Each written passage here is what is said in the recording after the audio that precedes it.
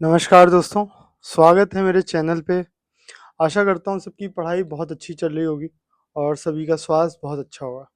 तो आपने देखा कि मैंने प्री के बाद कुछ गैप लिया, कम से कम 4 से 5 दिन का। संडे के बाद मैं आज सैटरडे है, आप लोग से रूबरू हो रहा हूँ। अच्छा, मुझे आज है ना, मैं इसलिए आया हूँ क्योंकि मुझे बताना है कि मैंने गैप क्यों लिया और मैं क्या चाहता था। और आपने देखा प्री के बाद मैंने 2 एक्सरसाइज के वीडियो डाले थे। एक शॉर्ट वीडियो जो मेरा ही था, फिर लॉन्ग वीडियो, उसको जो शॉर्ट वीडियो को मैंने बड़ा कर दिया था। तो मेरा ये मकसद था कि पेपर के बाद आप लोग शुरुआत जैसी करते हो। अच्छा, अभी मैं पूरी बात करूंगा कि पेपर से पहले मेरे कितने भाइयों के कॉल आए, कितने दोस्तों के कॉल आए, कितनी एस्पिरेंट्स जो तैयारी कर रहे थे, जिन्होंने पेपर दिया। तो मैं ये भी कहना चाहता हूँ कि किसी का पेपर सही नहीं गया उससे कोई मैटर नहीं करता है। आप लोग एक फ्रेश स्टार्ट कर सकते हैं। आप लोग है ना कोशिश कर सकते हैं कि अ, मतलब हम जैसा पिछला ये जो पेपर गया लास्ट वाला, हम अपना नेक्स्ट एग्ज़ाम जो दें वो बहुत ही अच्छा दें और काफ़ी अच्छे कंसेप्ट लेके जाएं, और कोई पेपर में चीज़ आती है तो उसे बहुत अच्छे से करें। ठीक है, कोशिश यही रहना चाहिए आप लोगों की। तो मैं सारी चीज़ें बताऊंगा और मैं सबसे उम्मीद भी यही करता हूँ, किसका कैसा पेपर गया प्लीज़ कमेंट करिए, शेयर करिए। जैसा मेरी वाइफ ने भी वीडियो डाला था कि कैसे तैयारी करनी, क्या चीज़ें करनी। मेरी वाइफ ने उसमें एक चीज़ छोड़ दी थी, वो था इंटरव्यू का। ठीक है, तो वो भी वीडियो बनाएगी वो। तो मैंने उसको बोला हुआ है, जैसे आपको, भाई प्रशासनिक अधिकारी हैं, बहुत बिजी रहती हैं, तो जैसे ही टाइम मिलेगा वो फिर से आपसे इनकाउंटर होगा आपसे। तो बात मैं कर रहा था कि मैंने गैप क्यों लिया प्री के बाद, और जो मैंने एक्सरसाइज के वीडियो डाले, इसमें एक मैसेज था मेरा कि अगर आप लोग पेपर देने के बाद तुरंत लगते हो ना तैयारी में, ये बहुत बड़ी गलती करते हैं आप लोग। ठीक है, आप भी इंसान हो, 24 घंटे सबके पास हैं। कितना बड़ा भी आदमी हो, कितना छोटा आदमी, सबके पास 24 घंटे हैं। ठीक है, वो कैसे यूज़ करता है, क्या करता है। लेकिन एग्ज़ाम के बाद आपको मेरे हिसाब से कम 3 से 4 दिन का गैप लेना चाहिए। उसमें आपको मंथन करना चाहिए, उसमें आपको चिंतन करना चाहिए चीज़ों को, बैठ के अकेले एकांत में। मैं इसीलिए अपनी वीडियोस में कहता हूँ एक्सरसाइज ज़रूर करिए, और मेडिटेशन जो नहीं करता है वो ज़रूर करे, क्योंकि मेडिटेशन में बहुत फ़ायदा मिलेगा आपका। 15 से 20 मिनट का मेडिटेशन आपकी सारी नेगेटिव जो भी चीज़ें आप करते हो, ठीक है, वो आपके हिसाब से होगी, उस पे भारी पड़ेगा। तो आप, मुझे लगता है ये 3 से 4 दिन आपको सोचना चाहिए था कि मैंने एग्ज़ाम में कहाँ गलती करी, एक स्ट्रेटजी बनानी चाहिए थी, और एक नियम बनाना चाहिए था लाइफ को लेके, एग्ज़ाम के लिए, नेक्स्ट 2026 के लिए, कि अ, अब हमें कितने बजे उठना है, पेपर को लेके कैसे तैयारी करनी है, और क्या मेरा पेपर सही गया तो मैं मेंस के लिए कैसे करूं, क्या मेरे प्री को मैंने उस तरीके से दे पाया जिस तरीके की मेरी तैयारी थी। और जिन लोगों ने पेपर छोड़ा उनसे भी मैं कहना चाहूँगा कि जिन्होंने पेपर छोड़ा है वो जानते हैं कहाँ गलती है कहाँ नहीं है। लेकिन अगर आप अगली बार भी पेपर छोड़ देते हो ना, तो इसका मतलब आप डर रहे हो एग्ज़ाम देने से। ठीक है, मेरी बात बहुत अच्छे से समझिएगा। और मैं चाहता हूँ कि पेपर ना छोड़ा जाए, क्योंकि कभी कभार ऐसा होता है कि आपने पेपर छोड़ा, आपकी तैयारी बहुत अच्छी थी, और आपने नेक्स्ट एग्ज़ाम जो दिया आपकी तैयारी नहीं हो पाई। ठीक है, और ऐसा नहीं जिन्होंने पेपर छोड़ा उनकी तैयारी नहीं थी, उन्होंने काफ़ी अच्छे से पढ़ा होगा, 365 डेज़ की अच्छी सी प्रिपरेशन की होगी। लेकिन वो नेक्स्ट प्री में बैठने से पहले अगर यही फीलिंग्स लाएंगे तो वो कभी एग्ज़ाम नहीं दे पाएंगे। कई कई टॉपर्स को सुना होगा आपने कि वो कहते थे यार मेंस के लिए पढ़ नहीं पाए, लेकिन 2 बार मेंस दिया था तो आइडिया था क्या लिखना है। तो आप लोगों को भी मैं यही कहना चाहता हूँ, जो प्री नहीं दिए और लगता था तैयारी नहीं हुई है, तो आपको ऐसा गलत लगता है। आप जब एक बार एग्जामिनेशन हॉल में बैठेंगे, आपको खुद ही रिकॉल होगा जो आपने पढ़ा है, जो आपको अच्छे से कंसेप्ट तैयार है।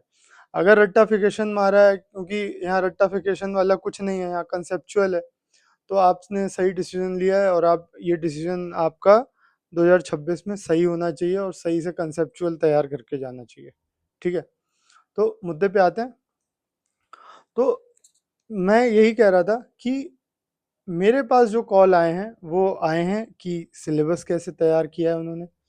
एक कॉल आया था कोलकाता से, ठीक है, और एक कॉल आया था दिल्ली से, ठीक है, और एक कॉल मुझे पता नहीं कहाँ से आया था, हाँ बिहार से, ठीक है। ये 3 कॉल आए, तीनों कॉल मैं हो सकता है स्टेट भूल रहा हूँ, लेकिन 3 कॉल आए मेरे पास, क्योंकि कॉल्स बहुत सारे आ रहे हैं, मैं सब पिक करता हूँ सबको, हो सकता है लेट रिस्पॉन्ड करूँ लेकिन करता ज़रूर हूँ, और पूरा आधे घंटे चले बात या 1 घंटे में बात ज़रूर करता हूँ, ठीक है। तो अब आते हैं मुद्दे पे। तो मैं उन तीनों को भी ये मैसेज देना चाहूँगा कि आपने सिलेबस तैयार करते ही मुझे कॉल किया, लेकिन जो सिलेबस तैयार करना चाहिए था वो नहीं किया, ठीक है। तो मैं ऐसे ही बोलना चाहूँगा, इससे मुझे पता चलता है कि मैं अ, वो मेहनत तो कर रहे हैं लेकिन गलत डायरेक्शन में कर रहे हैं, ठीक है। मेरा ये वीडियो उन सभी के लिए है जो डायरेक्शनल प्रिपरेशन नहीं हो रही है और जिनको पता है कि हम तैयारी कर रहे हैं और वो कंफ्यूज हैं और नर्वस हैं इसी वजह से, क्योंकि जब वो टॉपिक पढ़ते हैं या कुछ भी तैयार करते हैं तो उन्हें लगता है यार ये क्या पढ़ रहे हैं यार, ऐसा कुछ समझ नहीं आ रहा, पढ़ना भी चाहिए। क्यों? क्योंकि जो 3 कॉल मुझे प्री से पहले आए थे कि सर मेरा टारगेट 2026 या 27 है, उनसे मैंने सिलेबस पे बात करी थी, कॉल पे मैसेज पे भी। तो जब मैंने उनसे बात करी ना कि क्या तैयार है सिलेबस में, तो उन्होंने पता है क्या तैयार किया कि ब्रांचेस ऑफ ज्योग्राफी और प्री में ऐसे ऐसे पढ़ना, प्री में ये सेगमेंट हैं, तो वैसे नहीं पढ़ना। मैंने उन्हें बोला था कि अ, अच्छा वो मेहनत कर रहे हैं और फ़ोन करके बोल रहे हैं, ये बहुत अच्छी चीज़ है, क्योंकि आप तैयारी कर रहे हो, गलत है कि सही, आप एक बार अपने टीचर से, मास्टर से, मेंटर से चेक कराएंगे, तभी तो पता चल पाएगा कि आपकी तैयारी क्या है। तो उन्होंने मुझसे शेयर किया, इसके लिए बहुत बहुत शुक्रिया। और मैंने उन्हें करेक्ट भी किया कि जैसे ज्योग्राफी में मेन टॉपिक्स क्या हैं, जलवायु, भूकंप और ज्वार भाटा, इस तरीके से। तो मेंस के जितने भी टॉपिक हैं वो अच्छे से जुबान पे होने चाहिए, ठीक है, दिमाग में होने चाहिए, कि कोई भी बोले आपसे कि मेंस के यार, जैसे आप कोई टॉपिक पढ़ रहे हो ज्योग्राफी का न्यूज़पेपर में, क्योंकि करंट अफेयर्स में कोई ना कोई ज्योग्राफी का या पॉलिटी का टॉपिक होता ही होता है, हिस्टोरिकल पॉइंट ऑफ व्यू से भी होता है। तो आप ये नेग्लेक्ट नहीं कर सकते कि न्यूज़पेपर नहीं पढ़ रहे हैं, तो आप कहीं ना कहीं करंट अफेयर से तो पीछे हट ही रहे हैं और कहीं ना कहीं सब्जेक्ट से भी पीछे हट रहे हैं। क्यों? क्योंकि आप मेंस के टॉपिक पढ़ के तैयार कर लोगे, लेकिन आपको रिवाइज भी कर लोगे, लेकिन आप जब न्यूज़पेपर के टॉपिक्स में अगर कोई पॉलिटी का या ज्योग्राफी का, हिस्ट्री का या पर्यावरण से संबंधित कोई भी टॉपिक आया है, तो वो एग्जैक्टली डेफिनेटली वो पूछा जाएगा वैसा का वैसा ही। और जो लोग न्यूज़पेपर नहीं पढ़ते हैं उनके साथ सबसे बड़ी गलती यही होती है, ठीक है। इतनी सारी बातें हैं बताने के लिए, मैं हमेशा यही सोचता हूँ कि मैं ज़्यादा से ज़्यादा शेयर करूँ पॉइंट्स, और ताकि आपको चीज़ें पता चल सकें। अच्छा, और भी बहुत सारी चीज़ें बताऊँगा। तो ये रही सिलेबस से रिलेटेड, कैसे पढ़ना है। अच्छा, सिलेबस को ही मैं क्यों फोर्स करता हूँ, क्यों फोकस डालता हूँ, क्योंकि मैं जितने लोगों से बात करता हूँ वो कोई सिलेबस नहीं पढ़ता है, कोई भी सिलेबस नहीं पढ़ता है, ठीक है।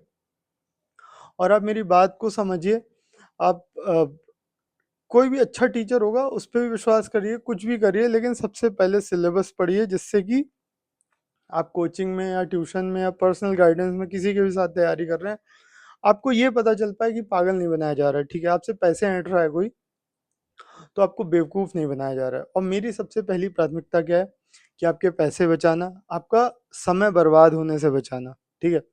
आपकी बहुत सारी मेहनत जो आप पता नहीं है आपको लिख रहे हो, वो पेपर में कभी नहीं आएगा तब भी लिख रहे हो, वो रद्दी बन जाना, ठीक है। मैं उन चीज़ों से भी बचा रहा हूँ कि आप कहीं नोट्स बना रहे हो, कहीं कहीं के बना रहे हो, कहीं कुछ भी लिख ले रहे हो। सिलेबस पता होगा, पॉइंट टू पॉइंट लिखेंगे, टॉपिक वाइज तैयार करेंगे और बढ़िया सिलेक्शन दे देंगे। स्ट्रेट फॉरवर्ड बता रहा हूँ, ठीक है। आपसे पैसे नहीं मांग रहा हूँ, 1 रुपये नहीं मांग रहा हूँ। जितने भी लोग कॉल करते हैं मैं सबसे बोलता हूँ, सब मेरे को अप्रिशिएट भी करते हैं कि सर ऐसा कैसे हो सकता है, कहीं तो आपका फ़ायदा है। मैंने कहा भैया, मैं चाहता हूँ कि कोचिंग ना ज्वाइन करके सबसे पहले सिलेबस तैयार करो, खुद से प्रिपरेशन करो, देखो कहाँ चूक रह रही है, सिलेक्शन हो जाएगा। मैं यही कहता हूँ सभी से। अब आते हैं दूसरी टॉपिक पे, ठीक है। अच्छा, मैंने मेरा जो वीडियो, एक चैनल बंद हो चुका है, फिर मैंने दोबारा बनाया, मेरा अच्छे खासे सब्सक्राइबर गेन हो चुके थे, बहुत बड़ी फैमिली हो चुकी थी। लेकिन आप लोग का अभी भी सपोर्ट है मेरे पास कि आप लोग मेरे को इतना ज़्यादा प्यार दे रहे हो और इतना ज़्यादा सम्मान सपोर्ट कर रहे हो कि मेरे पास फिर से चीज़ें रीगेन हो रही हैं। और कई चीज़ें मैंने उस चैनल पे बताई थी, तो थोड़ी चीज़ और भी बता देता हूँ कि मैंने एक कहानी बताई थी, सच्ची घटना थी, आपके मुखर्जी नगर दिल्ली की, वर्धमान प्लाजा के बगल में जो ब्लॉक ए, सी, बी हैं, वहाँ पे 4 दोस्तों की मैं वही बताना चाहता हूँ कि वो 4 दोस्त कैसे अपने साथ मतलब वो एक कोचिंग में मिलते हैं। फिर वो डिसाइड करते हैं कि यार हम प्री से लेके इंटरव्यू तक सेल्फ प्रिपरेशन करेंगे कोचिंग करते-करते, और फिर हम कैसे सिलेक्ट होंगे, कैसे लवसना जाएँगे, मतलब यहाँ तक की कहानी हो गई थी। और मैं आपको बताऊँगा कि कैसे उन लोगों की ज़िंदगी बर्बाद हो गई। मैं प्योर एक सच्ची घटना है, प्लीज़ ध्यान से सुनिएगा। मेरे उस चैनल को बंद होने की वजह से वो मेरी घटना शायद जो मैंने बताई थी, वो शायद 6000 लोगों के पास पहुँची थी। मैं चाहता हूँ इस वीडियो के माध्यम से और लोगों के पास पहुँचे और जो चीज़ें सच्चाई हैं वो सामने निकल के आएँ। और आप दोस्ती बनाए रखिए, लेकिन है ना मतलब है ना रूममेट मत बनाइए, कोशिश ये करिए रूममेट ना बनाइए। सम्मान पूरा है, सबका है, किसी को बुरा लग रहा है तो सॉरी, क्योंकि मैं ये नहीं चाहता हूँ कि आपकी तैयारी में कोई बीच में आए, डिस्ट्रैक्शन हो, ठीक है? जितने लोग होंगे डिस्ट्रैक्शन उतना ज़्यादा होगा। अकेले तैयारी करोगे, खुद समझोगे, जूझोगे, तैयारी हो जाएगी, सिलेक्शन हो जाएगा। तो घटना ये थी कि वो एक कोचिंग में मिलते हैं, 4 दोस्त थे, अलग-अलग स्टेट के, यूपी, हरियाणा, एमपी, बिहार, ठीक है? जिसमें से एक लड़का मतलब बिहार का था, वो स्पोर्ट्समैन था, तो उसने कहा कि मैं अपनी खुद डाइट प्रिपेयर करूँगा, खुद देख लूँगा। बाकी 3 लड़के जो तैयारी कर रहे थे, जिन्होंने बोला कि यार रेंट है ना, हम लोग बाँट लेंगे थोड़ा-सा, क्योंकि 12,000 रेंट है तो 4 लोगों में रेंट कम पता चलेगा, और राशन के लिए हम लोग सब मिला के और मेड लगा लेंगे। तो उन्होंने 1 महीने 2 महीने मेड लगाई, खाना नहीं पसंद आया किसी को तो उन्होंने मेड हटा के खुद से लगने लगे। अब देखिए बात हुई थी तैयारी की, लेकिन वो मेड लगा लिए। मेड हटाए, पहले लगाए फिर हटाए। अब हटाने पे क्या हुआ, तो सबको एक-एक टास्क मिल गया कि कोई सब्जी काटेगा, कोई सफाई करेगा, कोई आटा गूँधेगा, ऐसा करके डिसाइड हुआ। तो उसमें क्या हुआ, उनकी तैयारी छूटी, फ्रस्ट्रेशन बढ़ा, थोड़ी अनबन शुरू हो गई, ठीक है? अच्छा, दारू पीने के लिए पैसे बहुत थे उन लोग के पास। रेंट टाइम से ना दे पाए, दारू के लिए बहुत पैसा था, ठीक है? तो क्या होता है, मैं बहुत ही कम करके बता रहा हूँ जिससे कि आप लोग है ना बहुत जल्दी समझ जाएँ। बहुत लंबी स्टोरी क्या बताऊँ यार उसमें, ठीक है? उन्होंने डिसाइड किया था कोचिंग ज्वाइन करके ग्रुप में पढ़ाई करेंगे रूम लेके, लेकिन कहाँ पढ़ाई रुक गई, उनके खाने बनाने में, उनकी सफाई में। जब अनबन बढ़ी तो कहा यार तुम टाइम से पैसे नहीं देते हो, तुम सफाई नहीं करते हो, पढ़ाई कहाँ से हो पाएगी। रात में दारू सिगरेट पी उड़ा दिया, बहुत अच्छा लग रहा है। सुबह उठे फिर लेट कोचिंग पहुंच रहे हैं, सब कुछ हो रहा है, लेकिन पढ़ाई टाइम से नहीं हो रही है। तो क्या होता है, वो 7-8 महीने में वो लोग हट जाते हैं, एक दूसरे से रूम से हट जाते हैं। जिसमें से एक लड़का, मैं बता रहा हूँ आपको, जिस लड़के को वाकई में तैयारी करनी थी उसका प्री निकला। तो क्या हुआ कि जब 4 में से किसी एक का प्री निकला और अलग-अलग रहने लगे, तो वो तीनों फिर से उस पे प्रेशर डालने लगे कि यार हमारे साथ रहो, हमारा भी प्री निकलेगा। उसने मना कर दिया। अब देखिए, यहाँ पे समझिएगा, मॉरल क्या है कि वो जब अकेला रहने लगा तब उसका प्री निकला, जब साथ में रह रहा था, उसका कुछ नहीं निकल रहा था। उसने पहले भी दिया था पेपर, जब साथ में रहा, 6 महीने 7 महीने रहा, उसने पेपर दिया, नहीं हुआ। नेक्स्ट ईयर जब उसने पेपर दिया, उसका प्री निकला। मेंस का क्या हुआ मुझे नहीं पता, लेकिन उसने अकेले रह के प्रिपेयर किया, अकेले लड़ा, युद्ध लड़ा उसने, फिर जाके सिलेक्ट हुआ।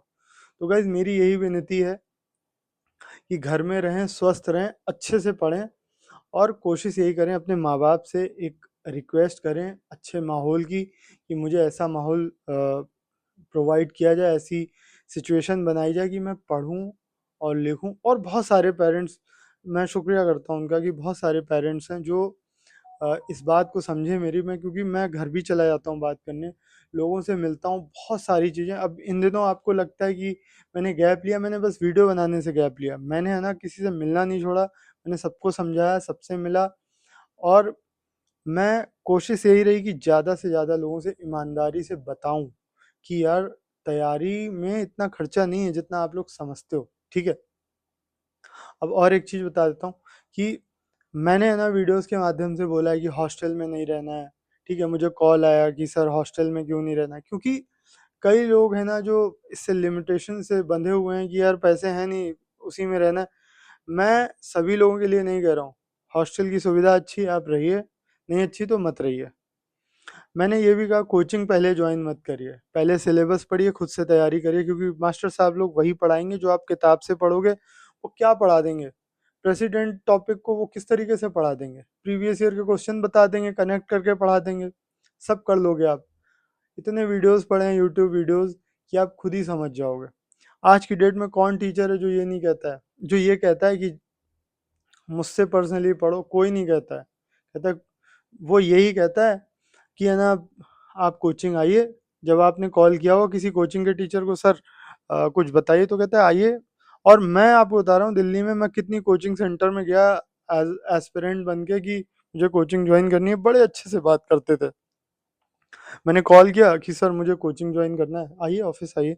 ऑफिस गया, उन्होंने एक ग्रुप बनाया बहुत बड़ा।